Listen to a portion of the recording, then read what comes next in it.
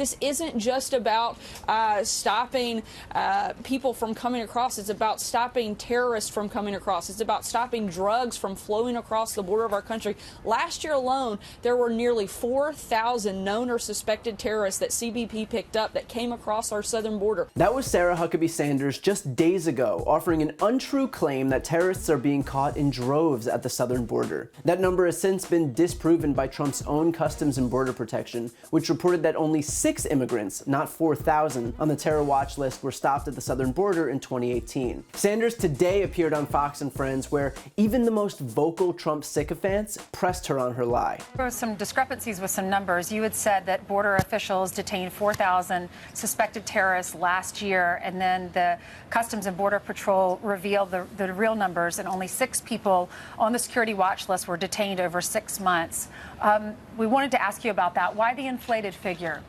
I should have said 4,000 at all points of entry, not just at the southern border. But the bottom line is, whether it's 1, whether it's 4, whether it's 14 or 4,000, one terrorist coming into our country in a legal fashion to do us harm is one too many. And we have to take every step possible to prevent that from happening, including protecting our most vulnerable points of entry. And we know that to be the southern border. We have to do what is necessary to protect our border, to protect the people. And that's exactly what President Trump has done, and that's exactly what he laid out in his speech last night. Actually, if she was concerned about accuracy, she would have said that in 2017, 3,775 people whose names match those on the terror watch list, meaning they might not have been terrorists themselves, were stopped across the globe, mostly at airports bound for the United States, which disproves her second point, that the southern border is our most vulnerable point of entry. Now, I'm no expert at math, but if 6 people were stopped at the southern border and a few thousand were stopped at airports, which seems like a bigger liability? And we wouldn't want to do anything to exacerbate the risk from air travel, like,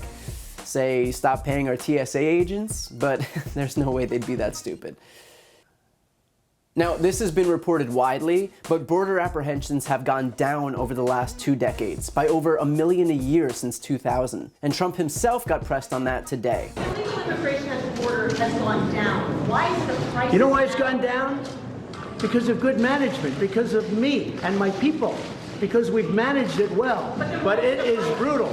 We have more people coming up. You have caravans. Nobody ever heard of a caravan. It's gone down, and we have kept it down because we're managing it well. But we can never do a great job unless we have a wall or a barrier. And I mean a real barrier, not a little barrier that doesn't work. And if you don't have that, you can have, but it's only down because we do a great job, and we work very hard at it. And I have incredible people, Border Patrol people, ICE, the military has helped. I called out the military. We needed help. And that's why it's gone down. Thank you, everybody.